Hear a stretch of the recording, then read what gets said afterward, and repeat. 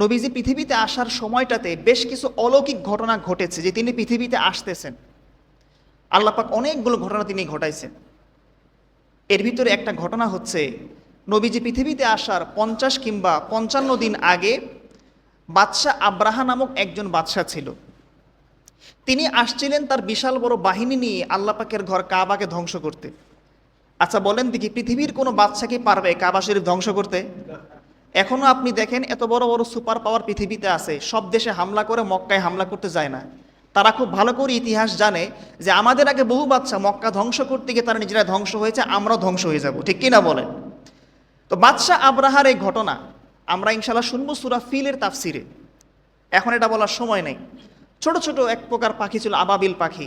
এই পাখির মাধ্যমে আল্লাহ পাক বাদশাহ আব্রাহার পুরো বাহিনীকে আল্লাহ ধ্বংস করেছেন, সুবহানাল্লাহ। এই ঘটনা ঘটেছিল আমার নবী পৃথিবীতে আসার 50 কিংবা 55 দিন আগে। একটা বরকতের সূচনা আল্লাহ পাক দেখাইছেন যে পৃথিবীতে শেষ নবীর আগমন ঘটতেছে, আর শেষ নবী আসার আগেই আমি এক জালেম বাচ্চাকে ধ্বংস করে দিলাম। 2 নাম্বার, আমার নবীজি পৃথিবীতে আসার আগে আরব দেশের ভিতরে সবসময় দুর্ভিক্ষ লেগেই থাকতো, খাদ্যের অভাব ছিল, দারিদ্রতা ছিল। যেই বছর আমার নবী জন্মগ্রহণ করেছেন, আল্লাহ পাক রব্বুল আলামিন ওই বছর আরব দেশ থেকে দুর্ভিক্ষ উঠাই নিয়েছেন, সুবহানাল্লাহ। একই বছর বাদশাহ আব্রাহা ধ্বংস হয়েছে, একই বছর মক্কা থেকে আরব দেশ থেকে দুর্ভিক্ষ আল্লাহ উঠাই নিয়েছেন। এই জন্য মক্কার মানুষের ভিতরে একটা অন্যরকম আনন্দ কাজ করছিল। এটাকে বলা হতো, সে বছরটিকে বলা হতো সানাতুল ফাত ওয়াল ইবতিহাস, মানে আনন্দের বছর। যে একই বছরে একজন জালেম বাদশাহ ধ্বংস হয়েছে, আবার আল্লাহ পাক দুর্ভিক্ষ উঠাই নিয়েছে। আমার নবী যখন পৃথিবীতে আসতেছেন, যখন তার জন্ম হচ্ছে, তিনি তার মায়ের গর্ভধারণ যখন পৃথিবীতে আসবেন, ফাতেমা বিনতে আব্দুল্লাহ রাদিয়াল্লাহু আনহু বলেন, আমি তখন নবীজির মা আমেনার ঘরে ছিলাম। আমি দেখলাম যে নবীজির মা আমেনার ঘরের প্রত্যেকটা কোণা আলোকিত হয়ে গিয়েছে, এবং আমি এটাও দেখলাম যে আকাশের যে নক্ষত্র আছে এবং তারকা, সেগুলো নিচের দিকে ঝুঁকে পড়েছে। আমার কেন যেন মনে হচ্ছিল যে আকাশের নক্ষত্রগুলো আমার দিকে আছড়ে পড়বে, সুবহানাল্লাহ পাঠ করেন। এটার দ্বারা আল্লাহ পাক ইঙ্গিত দিয়েছেন যে অচিরেই শেষ নবী তিনি পৃথিবীতে আসতেছেন, এবং তার মাধ্যমে এই পুরো মক্কা এবং আরবে যে শিরিক এবং কুফুর আছে, যে মূর্তি পূজা আছে, আল্লাহ পাক সেগুলোকে উঠাই দিবেন, সুবহানাল্লাহ পাঠ করেন।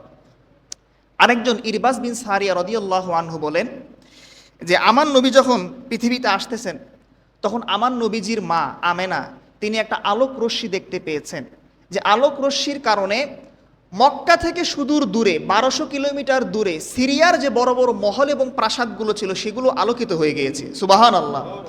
আমার নবী যখন পৃথিবীতে আসতেছেন, তিনি যে রাতে জন্মগ্রহণ করেছেন, সেই রাতে পারস্য সম্রাট কিসরা তিনি যে মহলে থাকতেন, তার সে মহল এবং প্রাসাদের 14টা গম্বুজ খসে পড়েছে, সুবহানাল্লাহ, ভূমিকম্প হয়েছে সেখানে। এবং তাদের অগ্নিপূজক যারা ছিল, তাদের একটা দীর্ঘদিন 1000 বছর যাবত একটা জ্বলন্ত আগুন ছিল, যে আগুনটা 1000 বছর পর্যন্ত নিভে নাই। যেই বছর আমার নবী যে পৃথিবীতে আসছেন, তিনি যে রাতে জন্মগ্রহণ করেছেন, ওই রাতে অগ্নিপূজকদের সে আগুন নিভে গিয়েছে, সুবহানাল্লাহ। আল্লাহ পাক আলামত দিচ্ছেন, তোমাদের অগ্নি পূজার দিন শেষ, মূর্তি পূজার দিন শেষ, আমার নবীজি মোহাম্মদ পৃথিবীতে আসতেছেন, এখন থেকে পৃথিবীতে একমাত্র আমি আল্লাহ পাকের ইবাদত চলবে, সুবহানাল্লাহ পাঠ করেন। আমার নবী যখন পৃথিবীতে আসছেন, তখন তার মা আমেনার গর্ভে তিনি ছিলেন। নবীজির মা আমেনা বলেন যে আমার পেটে আমার সন্তান মোহাম্মদ 9 মাস ছিল, আমি তাকে জন্ম দিলাম, বিন্দুমাত্র কষ্ট আমার অনুভূত হয় নাই, সুবহানাল্লাহ। একটা গর্ভবতী মা যখন তার পেটে যখন সন্তান থাকে, যখন সে সন্তানকে যখন প্রসব করে, তার যে কী পরিমাণে কষ্ট হয়, সেটা আমাদের মায়েরা খুব ভালো করে জানে, ঠিক কিনা বলেন? হয়তো আমরা পুরুষ এটাকে আমরা উপলব্ধি করতে পারি না, কিন্তু একজন মা বুঝে সন্তান জন্ম দেওয়াটা কী পরিমাণে কষ্টকর। কিন্তু নবীজির মা আমেনা নবীজিকে জন্ম দিয়েছেন, পুরো গর্ভকালীন সময়টাতে তার বিন্দু পরিমাণ কষ্ট অনুভূত হয় নাই, কারণ তার পেটে ছিল বিশ্বজাহানের সর্দার মোহাম্মদ, পড়েন সাল্লাল্লাহু আলাইহি ওয়াসাল্লাম। আমার নবী যেদিন জন্মগ্রহণ করেছেন, নবীর জন্মের সময়টাতে একজন ইহুদি ব্যবসায়ী তিনি সবসময় মক্কায় অবস্থান করতেন। আমার নবী জন্মগ্রহণ করার পরে সেই ইহুদি ব্যবসায়ী মক্কার মানুষদেরকে বলতে লাগলো, আজকে রাতে কোনো সন্তান মক্কায় জন্মগ্রহণ করেছে কিনা, কারণ আমরা ইহুদিরা আমাদের কিতাবের মধ্যে পড়েছি আল্লাহ পাক রব্বুল আলামিন শেষ নবীকে তিনি মক্কার জমিনে তিনি পাঠাবেন, সুবহানাল্লাহ পাঠ করেন। মক্কার মানুষেরা বলল, কোনো সন্তান জন্মগ্রহণ হয়েছে এরকম কোনো খবর তো আমরা পাইনি। কিছুক্ষণ পরে সমস্ত মানুষের কাছে খবর পৌঁছে গেল আব্দুল মুত্তালিবের ঘরে তার নাতি মোহাম্মদ জন্মগ্রহণ করেছে।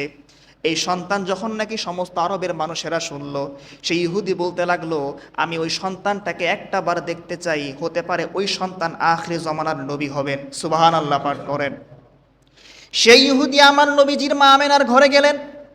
তিনি যাওয়ার পরে দেখলেন মা আমেনার ঘরটা নূরে আলোকিত হয়ে গিয়েছে। সেই ইহুদি আরও একটু কাছে গেলেন।